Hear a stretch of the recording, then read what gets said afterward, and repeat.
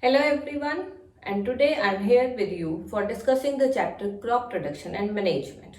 First we will be discussing about the crop production part and later we will be discussing what is crop management. Now before discussing crop production in detail, first I would like to ask you a question that what makes it possible for you to carry out all the daily activities? Like you get up early in the morning, then you do your brushing, taking bath, then ready for the school, and then the whole day you people are busy with your a lot activities. What gives you that energy? And your answer will come out obviously to be food. Food is that substance which helps in giving energy, and that energy is later utilized for carrying out different life processes as well as growth and maintenance of the body. If you all people are reading history very carefully, you must be learning one thing, that earlier the primitive means the earlier man which has just began its life, and what we were reading about, the primitive man actually was a hunter and also considered as gatherer. Now it means the earlier man was not doing any such work which will help in growing of the crop. It actually takes that food which is already present and he has to just gather. But with the passage of time, he noticed that when the seeds are falling on the soil, some of them they start growing into seedling. So it gave him an idea that why not to grow these crops according to their choice. And for this, they came to know that they need water also. So for water, it was the convenient way to just grow these crops near the riversides or wherever there is some supply of water. So this led to begin of agriculture.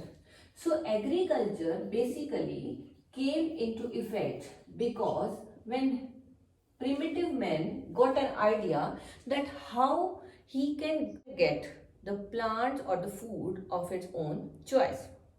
But when they were growing the crops, agriculture is growing of crops at a large scale. But when they were growing the crops, along with that, they also started keeping the livestock.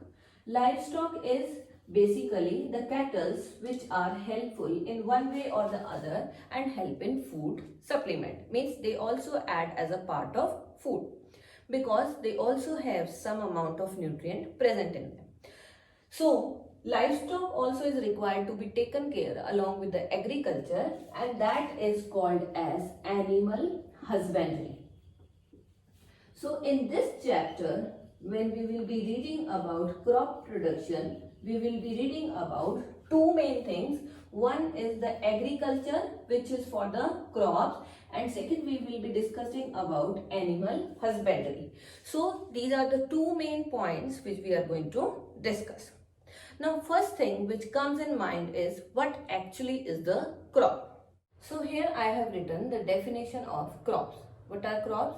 These are the same kind of plants which are grown on a large scale, and these are grown on large scale basically for two purposes. One is for providing food and second is for providing clothing. So one plant cannot fulfill the requirement of this huge population. So we have to grow the plants on a large scale, and then only we can fulfill the requirement of all the population. So that is called as crop. Now in India, we have three types of crops, and how we have categorized in India basically on the base of season, because India is having different seasons. It has different climate in every season. This is why we are categorizing crops into three main categories on the basis of the season in which they grow. So here I have written three crops. One are called as Kharif crops. Kharif crops are the crops which grow in the rainy season. Rainy season means these are grown when there is sufficient amount of water available, and especially we grow crops like rice, cotton, maize, and there are so many other crops also which we grow which are considered as Kharif crops, because these crops require a lot of water that can be easily provided during the rainy season. These crops are grown in the month of June and harvested in October. So this is the time period for the Kharif crops. After the Kharif crops, next I have written are the Rabi crops. Now Rabi crops are the crops which grow in the winter season. As the rainy season passes, after rainy season there comes the winter season. And in winter season there is less water. So here basically the crops which require less water are grown. Like wheat is one of the main Rabi crop, then pea, then gram, mustard, linseed. These are a few crops which are grown as Rabi crops. Now these crops are sown in the month of November and harvested in the month of April. Somewhere early April, somewhere in the last of April. So these are the Rabi crops. After the Rabi crop, next I have written Zaid crops. Zaid crops are basically the crops which are of very short duration. Short duration means they do not need very long time for growing and then ultimately being matured.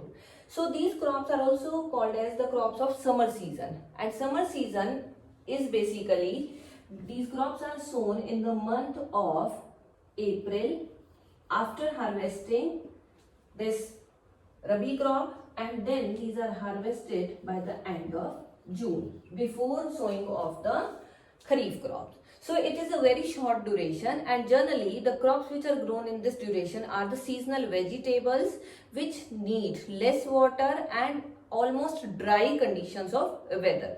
So they grow well. Examples of such crops are like watermelon,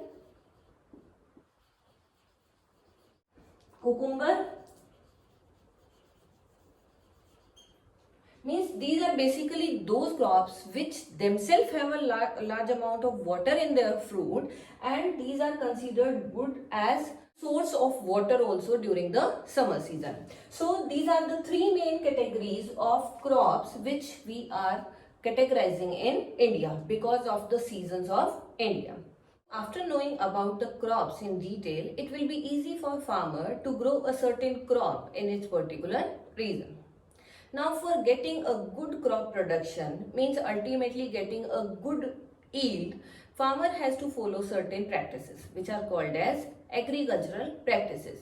So we will be discussing about those agricultural practices in detail so that we can understand how farmer has to undergo a large number of steps before giving the grain to the market.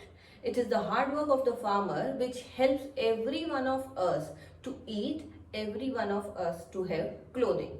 So we should never ignore the hard work of the farmer and should appreciate their work.